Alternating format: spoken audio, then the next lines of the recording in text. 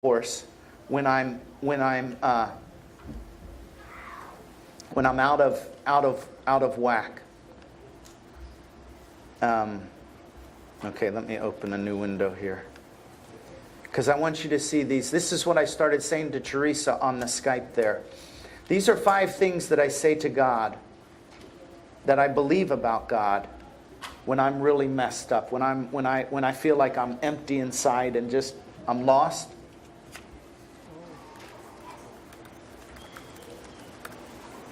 It's not new, but it's powerful.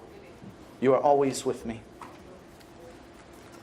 You take great delight in me. Not because of what I do, but because I'm His. You take great delight in me. Your love calms my heart. You have everything I need for every situation, and we will make it. And lastly, let's fix that right. You're my shepherd. You are my... As I said to Teresa, the last one, I was reciting these 5 things to her over the Skype. It became very clear to me, if this is true, and I know it is true, it has to be true for Gregoire. And I have to substitute his name in there for mine, you.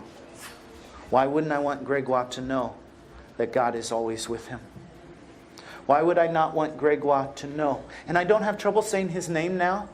The journey is not over. I can't even say that forgiveness is anywhere near complete, but I'm on this path. I got this path. And I don't have trouble saying his name now. And I can say, why wouldn't I want Gregoire to know that God's love can calm his heart?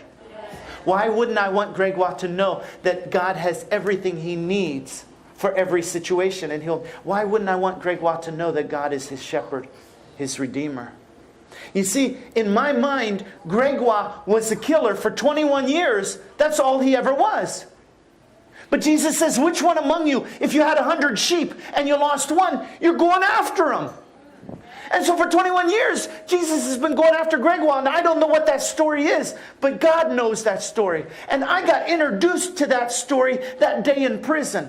And I still don't know much about the story, but I didn't have anything for him at that moment, because I had always left him in that pigeonhole of killer.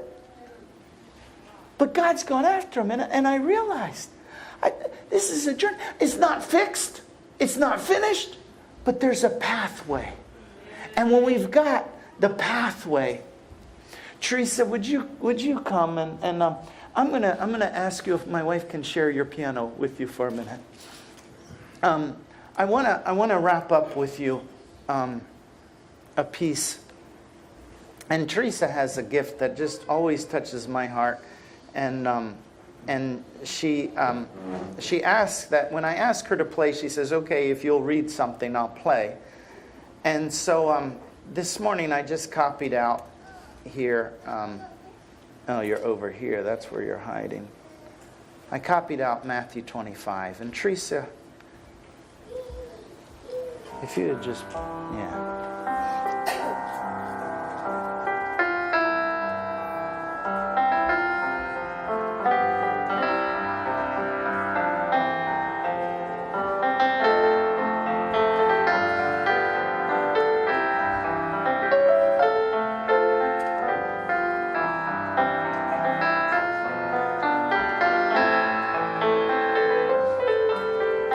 When the Son of Man comes in His glory and all the holy angels with Him, then He'll sit on the throne of His glory. All the nations will be gathered before Him, and He will separate them one from another, as the shepherd divides his sheep from the goats. And He'll set the sheep on His right hand, but the goats on the left. And then the king will say to those on his right hand, come, you blessed of my Father, inherit the kingdom prepared for you from the foundation of the world. For I was hungry, you gave me food. I was thirsty, you gave me drink. I was a stranger, you took me in. I was naked, you clothed me. I was sick, you visited me. I was in prison, you came to me.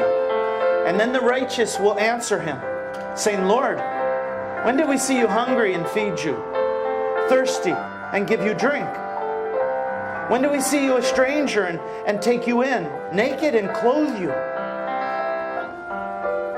When did we see you sick or in prison and come to you? And the king will answer and say to them, assuredly, I say to you, inasmuch as you did it to one of the least of these my brethren, that was me.